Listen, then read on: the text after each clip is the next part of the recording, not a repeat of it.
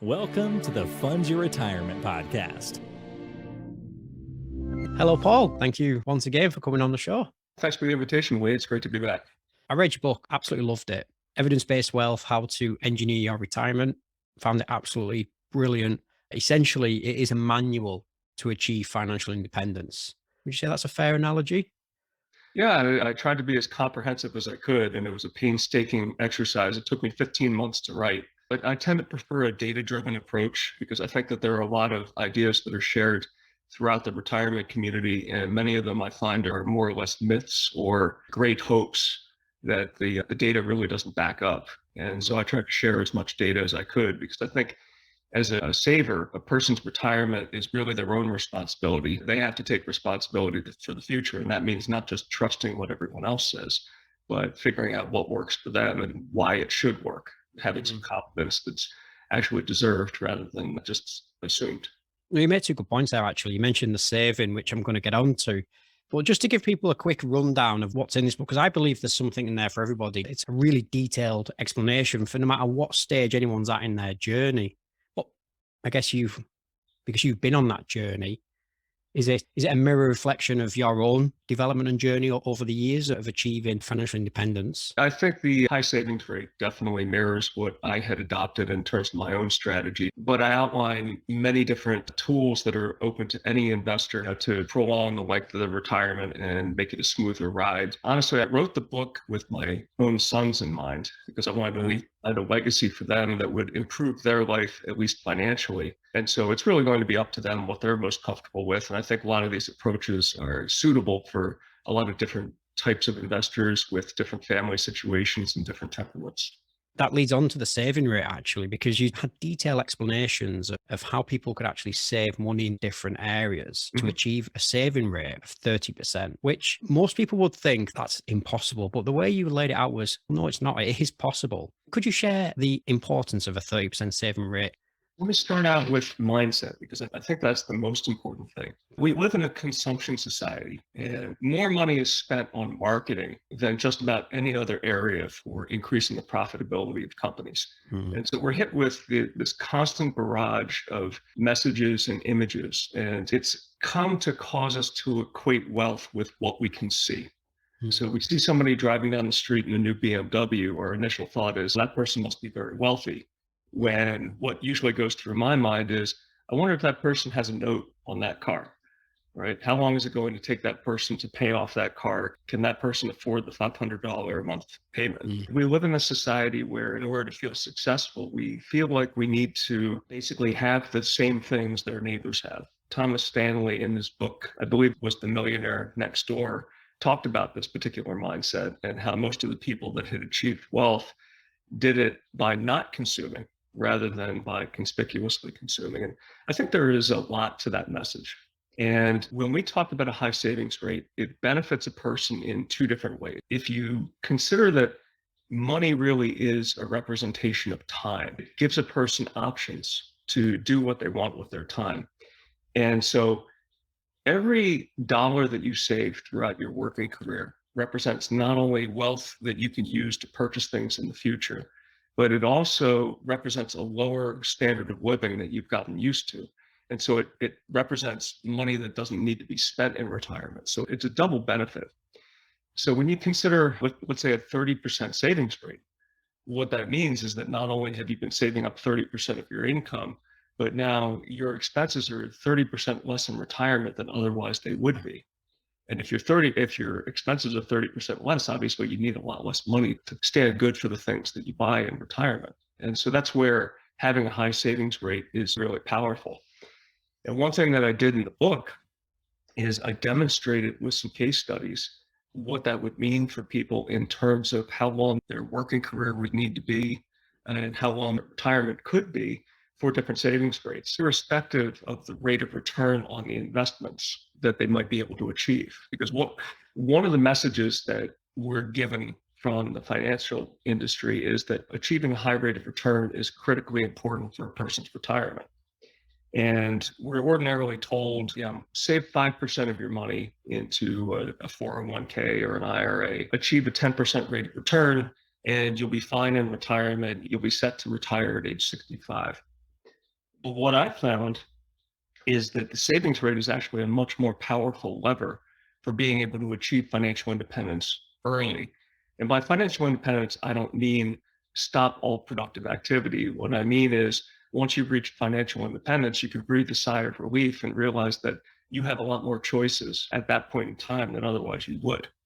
And what really hit me as well was you used three different case studies, one just saving 30%. And if I'm correct in remembering, that couple achieved financial independence in their mid 50s. And then if they had a market return of just 2%, then they would achieve financial independence in their mid 40s.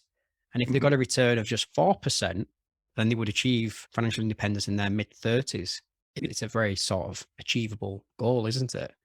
And just for the benefit of your listeners, I think that those particular case studies you're referencing also included the impact of Social Security, a social insurance program. And I have a chapter dedicated towards that that discusses the fact that, at least in the US, everybody's forced to pay into it. And the benefits actually accumulate very quickly in the early years of a person's working career. Mm. And when you retire, you do have an opportunity later on in life, whether it's age 62, age 67, age 70, you can claim these Social Security benefits, and that reduces the amount that you actually need to have saved up in order to retire.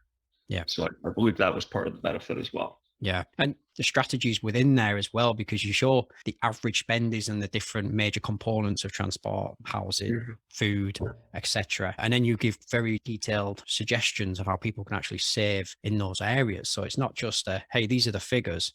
No, it's actually these are some solutions as well to Mhm. achieve that 30% saving rate. Should we discuss the components real quickly? Yeah, please do. Yeah. Yeah. Okay, so according to the statistics that the Bureau of Labor Statistics have compiled, the biggest expenses people have are housing, which works out to be about 30%. Let's see, it's transportation, which works out to be about 16%, and food, which works out to be about 12%. And a lot of people, when you talk to them about very high savings rate, I've experienced this myself, they say, we can't possibly achieve a higher savings rate than we have. But you take a look at the places where they're living and what they're driving, and you think to yourself, I'm not sure I quite buy that, because it was only maybe 100 years ago that most people didn't even have indoor plumbing or electricity wired to the house, and they did okay. It's hard to imagine that, right? Yeah. Uh, Yeah. No. Yeah. so thinking that you can't get by with a smaller house or a house in a less expensive area or a more modest form of transportation is really quite silly when you think about it. And then there's other benefits that come along with that. There's property taxes that you would save on, obviously, car loan interest, maintenance costs, and then we get to food. And most people will spend about 12% on food. It's different in different geographical areas. I think it's higher in Europe, but not by a tremendous amount percentage wise. But a lot of that is actually reflective of eating prepared food outside of the house. Mm. And a lot of people that I've talked to, they eat out at least once a week. Maybe a lot of them eat out a lot more. Yeah. So not only could you save a lot of money by preparing more at home, but it's actually healthier for you as well. Yeah. Something that struck me when I was reading through it is, why do you think this isn't taught in school? 'Cause I've been reading this and it's like, just imagine if this was taught in school.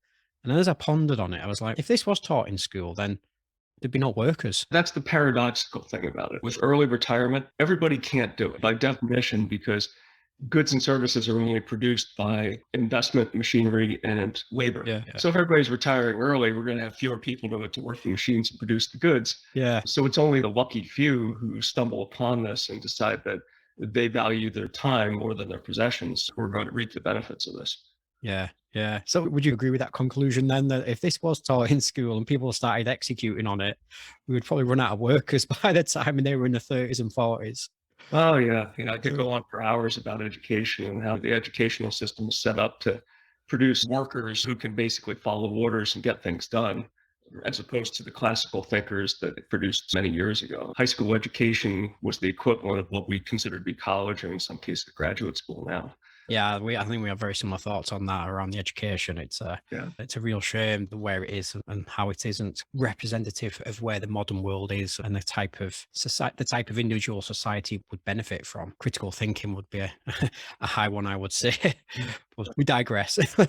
We probably should go down that road on a podcast about finance. That's right. Maybe in another podcast. Yeah, definitely, definitely. Yeah, so there you cover in brilliant detail the mindset, saving, some great strategies to achieve that. But then you go on to explain what money is and the definition of money and how that's changed over the years, especially from 1971, because you take a lot of your data from 1971, don't you? Mhm. I was just wondering if you would like to explain and share why that's important, why a lot of your data is extrapolated from that time period. Okay, let's talk a little bit about money. We're told what money is, and we take it for granted that we know what it is. But usually, when we think about money, what we're really talking about is currency. And I'm not knocking currency. Currency is one of the greatest inventions that mankind has come up with. It's the lubricant of finance. If we had to barter chickens for cows Yeah. or shoe resoling or anything like that, Yeah. then we wouldn't have nearly the level of commerce that we have today. So, I mean, currency is, you cannot overstate how important currency is. But unfortunately, currency doesn't retain its value very well. In order for it to retain its value, you really have to loan it out. Mm. And in loaning it out, it no longer really represents currency. It's actually a credit to somebody else. So it's a different animal. Yeah. But when you think more broadly about what money is, I mean, consider what life would be like if you had a magic bag that allowed you to put any number of things into it that you produced yourself, whether it was creative thought or manual labor or anything like that, put it in.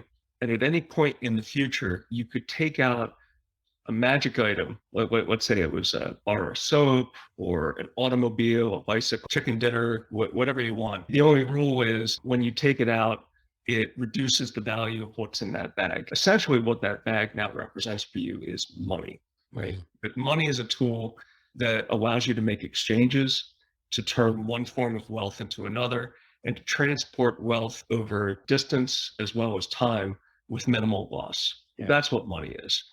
And from that standpoint, when you think about it that way, money can be anything that you choose it to be that fits those purposes. And so what I show in this particular chapter is that some forms of money tend to be more predictable over certain time frames.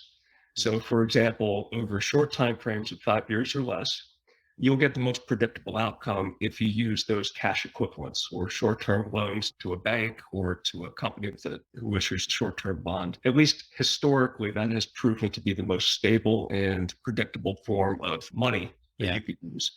But over long-term periods of time, there are other types of goods and services that you could put your resources into that preserve their value better. So long-term bonds actually do not tend to be as predictable as some other mixes of assets for that purpose. And if you pick your money well, the money can actually supply you with a return. It can actually increase your wealth over time. So that's basically what that chapter was all about. And I go back to the seminal date of 1971 because that was a date when the definition of what we use as money wide, and especially in the US, changed because Nixon closed the gold window. And from that point forward, bonds changed their nature, the currency changed its nature. It was no longer tied to gold. And then gold was then free to float in terms of value. It was basically a market value determined item. So I believe that a lot of researchers, when they go back in time, if they use data prior to 1971 for things like bonds, they're really talking about a different animal than what we're dealing with today. And I think that as a consequence, when we take a look at data, we have to be careful to limit ourselves to the world in which we live now, as opposed to the world in which we've lived for centuries. I can't speak for the rest of the world because every country used a different form of metallic standard. But in the US, it started out as a bimetallic standard where the dollar was defined as a certain number of grains of standard silver or fine silver. And then we had another unit of measure called the eagle, which was a certain number of grains of fine or standard gold. And the two were fixed in relation to each other. And as a consequence, one form of currency or the other, one form of coin or the other, would disappear from circulation simply from the fact that the government stamped a number on a coin and thus fixed the price of what that commodity was worth. And values are basically determined by the free market, not by the government. And so we had unstable money, I would say, going back for hundreds of years. So it's not really the fact that money is fiat that makes it unpredictable. It's the fact that the government is specifying what the value of the ledger entry that we call the currency unit is at any point in time. And then the action of free market will either make certain forms of money available or not available, depending upon what its assessment of value is. Yeah. Moving on from the definition of money, we come to the efficient way to invest in stocks. I don't think people really understand the power of reinvesting dividends in the wealth building journey. It's such a powerful tool, isn't it, of reinvesting those dividends? And if you'd like to just share and expand a bit on that, why that's so important. Sure. Let's broaden why dividends are so important. And of course, we're talking about stocks as an individual asset class. I don't think that any asset class really stands on its own in a retirement strategy. You really do need to combine them, which I do talk about in the book. But if we talk about stocks, there's two components of return. One is the dividend income that you receive from the company, which is excess profit that the company doesn't feel like it needs to reinvest. Of course, I think that there are a lot of companies who are fairly modest with their dividend payments simply because they'd like to retain those earnings and either buy back stocks or pay higher salaries to upper management or whatever. But the second component of return is price appreciation. And what we really have is one component, mainly the current payment, which is not very speculative because you're receiving it here and now. Once you receive the cash, it's yours to do with as you choose. And then you have future price appreciation, which is really a function of a lot of different things that are impossible for the investor to control. It's quality of management. It's whether or not the investments that the company makes with the retained earnings pan out. And then there's also future valuations of the earnings. So really the price of the stock in the future is a function of a lot of things that are very difficult to control. And as a consequence, it's fairly speculative and it's also further out in time. Yeah. And when a person formulates a retirement strategy around stocks as, let's say, the principal investment, they really need to be careful because if you're investing mainly for price appreciation and prices don't go the direction you think that they're going to go, you may end up requiring a cash flow, which causes you to sell your shares at a time when they're at depressed prices. And that goes even beyond the issue which I brought up in the chapter, which is investment in single stocks. We have a lot of people who think that diversification doesn't make a lot of sense.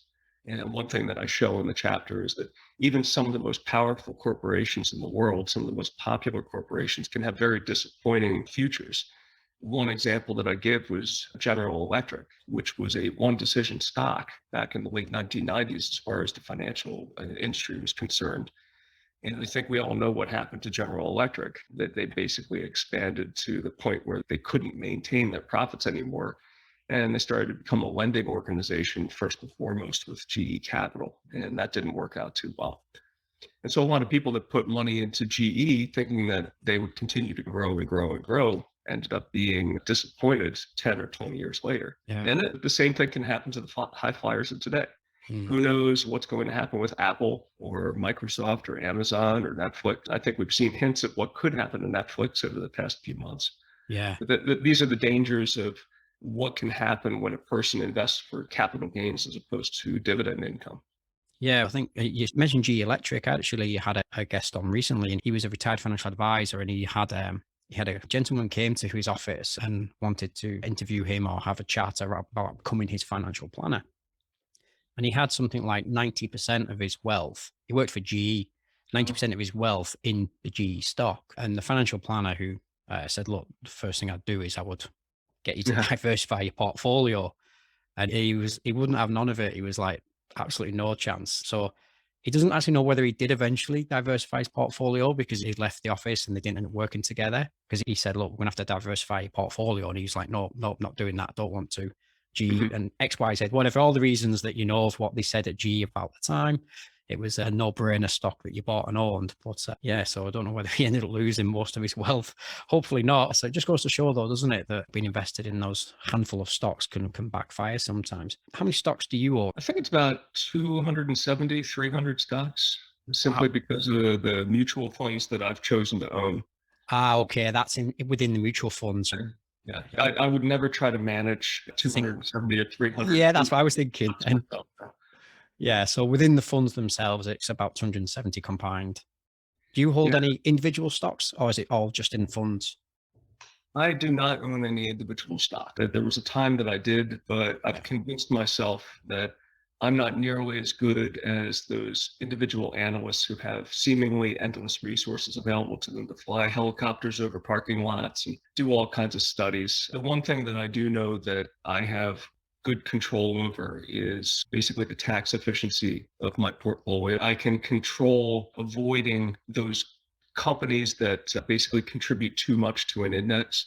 So as we discussed, index concentration with the S&P 500 having more than 20% of its allocation to 5 stocks. I try to avoid that by investing in the right mutual funds, or at least the mutual funds that will avoid that. And I also invest in only dividend paying companies. So the mutual funds that I've picked, I will not invest in any company that does not pay a dividend. One, because I feel dividend companies have stood the test of time, meaning that the companies that do pay dividends are proving that they're earning money. Yeah, they have cash flow to make for the dividends. yeah. And two, I know that management has an interest in making sure that the investors get paid. Too many companies retain 100% of their earnings, and management does nothing but buy back stock to enrich themselves because they have lavish stock option program. Yeah. It's a common theme, actually, having conversations with people such as yourself who have achieved financial independence at a very good age and able to enjoy it. Dividend paying stocks is a strong theme that runs throughout all of them. I'm not saying it's the only one, and everyone has their own individual little strategies and systems and techniques, but certainly dividend paying stocks is a strong one within each one's component to get to financial independence. The next chapter is using cash as a buffering tool. And I love your analogy there that you used. Coffee pot? Yeah, the coffee pot. One was using cash is like a reservoir, isn't it? Yeah. It fills up, and when it's there, when during the dry seasons, you can draw down on it and then it fills back up. But yeah, the coffee pot was in the book, chapter 7, wasn't it? And if you'd like to expand on why you chose the coffee pot. Oh, aside from liking coffee, Yeah, I like my coffee too as well. Yeah. That's why it made me chuckle as well. I was like, oh yeah, he's a coffee drinker. Yeah. Well, I took a look at, first of all, how the financial industry promotes the use of cash and cash equivalents in the portfolio. And usually they'll give you a percentage, and they'll say, okay, you want a certain percentage of it to be bonds, a certain percentage of your portfolio to be stocks, and then another percentage of it to be cash. And that doesn't make a whole heck of a lot of sense to me from the standpoint of what I've seen in modern portfolio theory and how the statistics pan out. They talk about cash as a stabilizing feature to reduce the volatility of a portfolio. But when you draw analogies to other buffering types of devices, such as reservoirs or coffee pots or whatnot, the main benefit of having something that's a fairly stable value is so that you can allow it to fluctuate. So as your portfolio is generating less income, for example, if you want to consume less of it, then the way to do that is just to leave it alone and draw down your reserves. And your reserves are basically your cash equivalents. Yeah. And similarly, if you don't need that much income and your portfolio is going gangbusters, then you can shift a little bit more in and fill your reservoir. It rings true to me that the way to use cash is not as a fixed percentage in a portfolio, but as something that fluctuates in amount. And so not only does that allow you the freedom to not touch your portfolio during bear markets, but it can also act as a signaling mechanism as well. It can give you an early warning. So if you're consuming too much and your cash balances are going down and not being replenished, that gives you opportunity to react and change your spending patterns and give your cash balance a chance to rise again.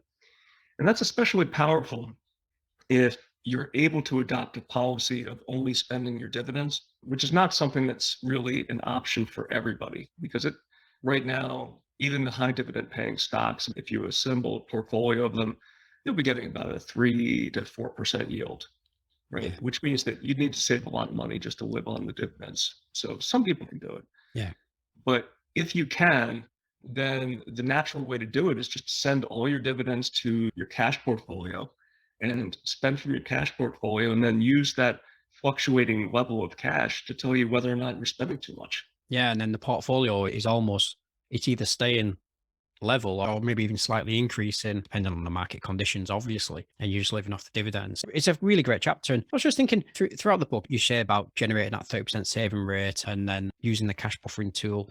Why do you think that these are not more commonly spoke about by the financial industry? Why do you think that these types of things are not common knowledge? I think if things are too easy to understand, then you don't need people to help you. I think that the financial industry has an interest in making things complicated if they can. And I think the financial industry lost a lot of influence back when index funds were first created, because once the academics started writing about efficient markets and diversification, and the first index funds came along to make it possible for the average investor to hold a large number of equities without paying a lot in fees. They started gaining a lot of market share and taking a lot of market share away from managed products.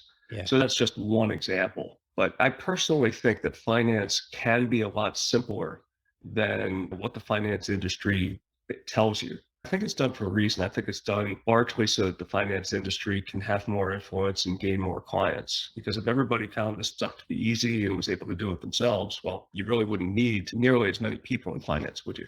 Yeah. And as I've already said at the beginning, no matter what part of the journey you're on, there's something in there for everybody, whether it be just starting out, whether you're just looking to actually build a portfolio, or even at the end where you're actually already retired, you give great strategies for actually drawing down in retirement or using dividend. But we'll get to that in a second. The bit that we're up to now is the portfolio management part, where this is where you really take a right turn from most modern portfolio theory, where you use gold as your anchor, don't you, to balance the portfolio. So again, you give great sort of case studies in there as well. So yeah, this chapter is it's a difficult chapter. This one I think is going to be probably the most difficult for most readers to really be able to understand. But I put in my best effort to try to make it as understandable as possible. And hopefully the bullets that I left at the very end will tell you everything that you need to know from that, from what was in the chapter. But I started off talking about how predictability of performance is of paramount importance, especially when you're drawing a portfolio down. If you're expecting your portfolio to last for 30 years, and you have a bad first few years, it's really going to have a detrimental impact. And there were researchers that discussed this back in the 1990s, starting with Belanger, who developed the 4% rule that's largely followed now. And of course, the researchers at Trinity College, who published a paper about 3 years later, that for some reason didn't even cite Bengen's work, which I think was a major oversight. But one of the things that I talk about in the chapter is that I think they misused the data. Bengen was a much more forthright in talking about how this was by no means a precise thing that he was trying to do. What he was trying to do was dispel the notion that was common back then, that if stocks produced a 7% real rate of return on average, that a person would be safe spending 7% and adjusting upwards for inflation each and every year. What he showed was that if you followed a policy like that, more likely than not, you would find yourself running low on funds somewhere in your retirement. And so he proposed that starting by spending 4% of the balance on the day that you retire and then adjusting upwards each year based upon the consumer price index was much more safe and much more likely to work. But unfortunately, he's talking about 30-year time horizons. And he went back to the 1920s with his data. So when he was publishing his work in 1994, how many different independent 20-year periods did he really have? The answer is 2. He broke it down, which with much finer time horizons. He had one for starting in, let's say, 1934, then another horizon starting in 1935, another one 1936, and on until he ran out of time periods that would span 30 years. And he was able to use that to show that 4% had proven to be safe, which is good. But now we have to predict what happens going forward. And the question is, can we trust 4% given the fact that these time periods aren't truly statistically independent? And a lot of researchers right now use a sophisticated tool called Monte Carlo. And what Monte Carlo is, you give a bunch of statistical rules to a computer. And you say, okay, based upon this asset mix, do 10,000 simulations and tell me what the future is likely to look like for a 30-year period.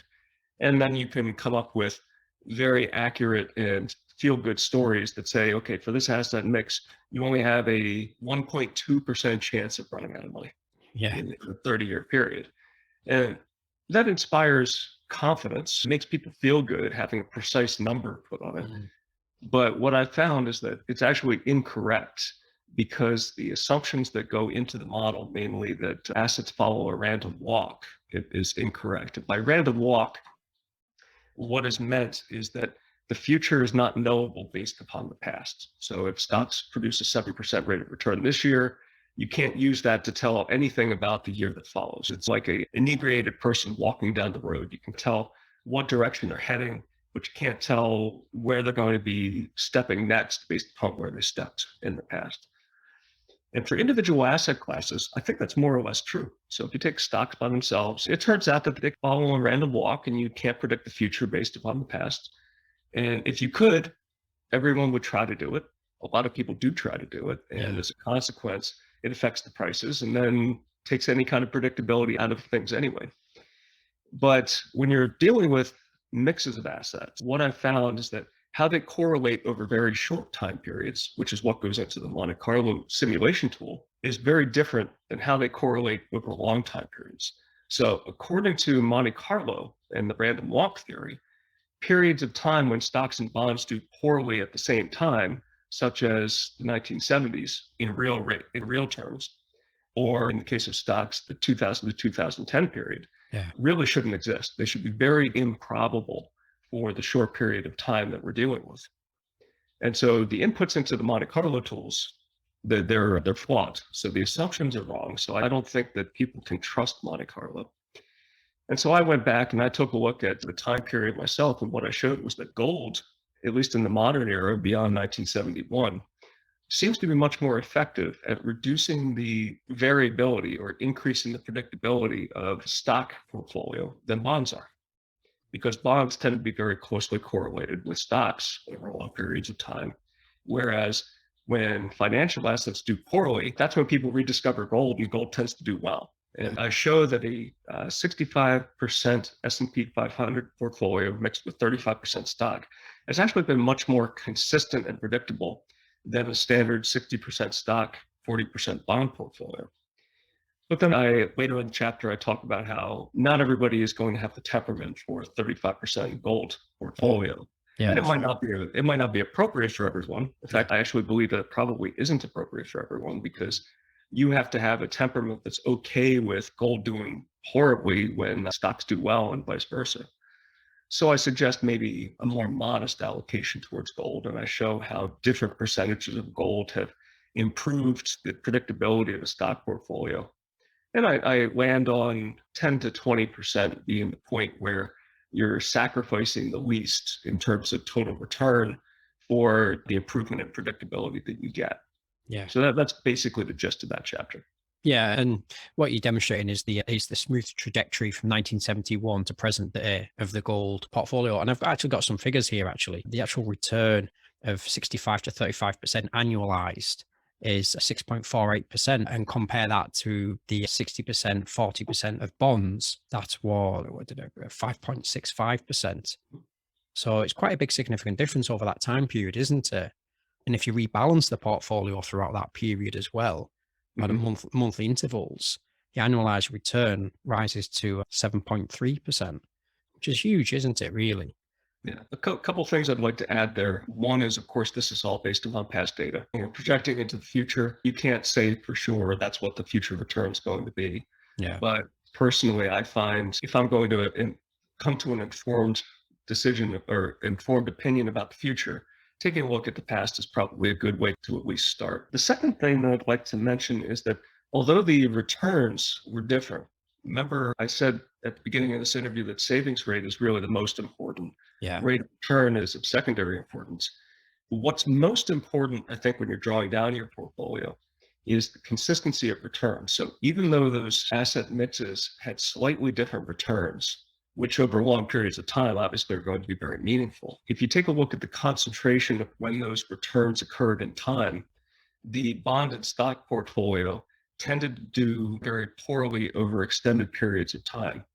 And so for a retiree who's spending down his assets, that can be very dangerous, whereas gold and stocks didn't tend to do that. So I think it's the predictability that's of greater consequence in this context than the difference in rate of return. That said, I do own quite a bit of gold, and I own quite a bit of gold mainly as financial insurance, but it also is one form of money. And as I discussed, money is useful. So I have a mix of gold and silver and I bonds, which is a inflation index on demand bond available from the US government, savings accounts and checking accounts. And at some point, I may include long-term bonds as well, but I don't feel that the situation right now warrants it. Yeah. Going back to the strategies. So we discussed Bengen and Trinity and how they said, okay, you can spend a certain percentage of the starting value of your portfolio on the day of your retirement and then adjust it upwards each year based upon the cost of living increase. And the fact that the limited amount of data that we have from the past means that you're making a leap of faith by adopting that particular type of strategy. Spending the same amount every year is certainly much more comfortable, but I'd suggest that if you end up with some very bad years and your portfolio gets depleted because of that, that will be very uncomfortable.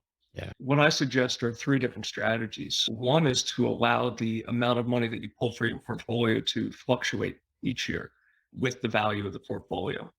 So rather than pull out 4% of the beginning value and adjust it upwards, basically take, let's say, 4 or 5% from the initial value. And then the following year, if the portfolio is up, you can increase your spending, but just keep it at 4 or 5%. If the portfolio is down, again, So you reduce your income, don't you? Yeah. you would reduce your income, but you would have to be comfortable with reducing your income Yeah. for the sake of preserving your portfolio. But again, that's where cash comes in very handy. We talked about earlier. So picture it this way. You have this fluctuating income that happens from your portfolio. Yeah. And it goes into your reservoir or your coffee pot, but your reservoir that you're calling your buffer, your cash fund. And if you have a couple of years worth of cash, then yeah, you can keep spending almost at the same level and allow your portfolio to recover from bear market territory. Yeah. And then you're at least not damaged. You just have to maybe adjust your spending a little bit downwards if you'd like to replace the cash value of your cash balances. The other couple strategies, one is you annuitize a portion of your portfolio. So that basically creates a fixed floor. So let's say that you'd like to make sure that you have at a minimum $40,000 per year worth of income. You could easily sell a portion of your portfolio and buy an annuity from an insurance company or rely upon some social insurance program, Social Security in the US. There's social insurance programs in most of the Western world too. And that will at least guarantee that you never will have less than a certain amount of income. And then the rest of it can be variable from your investment portfolio. And so that will definitely smooth out the ride as well. And then, of course, there's the high dividend strategy where you only spend the dividends, you don't spend any of the capital gains. That's a bit extreme. Yeah. I think that has the highest probability of never depleting your portfolio and leaving you with a legacy that you can leave behind for your children. Yeah. But again, having that cash buffer is good too, because as we saw in 2008 and 2009, even the high dividend payers back then reduced their dividend payments, I believe, by about 30%. And so if you're living just on dividends, don't think that it's going to be fixed in time and will never go down. Companies can tighten their belts. Yeah. Yeah. And again, you got the cash buffer there. You're able to, if you've got a year or 2 years worth of living expenses, you're able to get through that period where hopefully the good times come back and those dividends go back to where they were and even perhaps maybe even a little bit higher. And then you're able to replenish that reservoir again, aren't you? Yeah. It's fantastic. I really recommend anyone read it. To me, it is like a manual for achieving financial independence. And you've done an excellent job, Paul, with it. Really good. Oh, thank you. And thank you for coming on here and sharing quite a detailed explanation of it as well. And I hope anyone listening, you can go and read it. And I'll put the links in the show notes below. Have you got anything you want to add for the audience before we finish? Where can they go and visit you? Where can they go and learn more from you? Sure. First of all, I apologize in advance for the length of the book. It is rather comprehensive, but I wanted to make sure that I covered stuff that I was certain would work for a wide variety of people. But the main message that I wanted to give to everybody is that finance is really not as complicated as it's made out to be. I think everyone who takes a good hard look at how the financial system actually works will come to the realization that they're empowered to do this. If you want to retire early and you're willing to save a lot of money and reduce your standard of living a little bit, I think it's within everyone's power to do so. You just have to decide that's what you want to do and move forward and apply some discipline to it. And you'll get there probably faster than you can even imagine. So that's, I think, encouraging news for everyone. If you'd like to see my work, I do have this website, evidencebasedwealth.com, where I post a bunch of articles. I also have a YouTube channel, BELANGP, where I have video formats for a lot of the things that I write, but I also produce some videos for things that I choose not to write. And I'm now going to be writing some articles for Fund Your Retirement as well. So yes, you have your own profile page now. Brilliant. And I will make sure those links are in the show notes below. So anyone watching, listening, just scroll down. You'll see all the links right there, including the link to Amazon to purchase the book, which is a fantastic read. Thank you very much, Paul. Really appreciate your time. Well, thank you, Lee. It's great to be back. Cheers. Thank you. Thanks for listening to the Fund Your Retirement podcast. I hope you enjoyed this episode. And if you did, please let us know by subscribing, sharing, and leaving us a review. And until next time, I hope you have a wonderful day, and bye for now.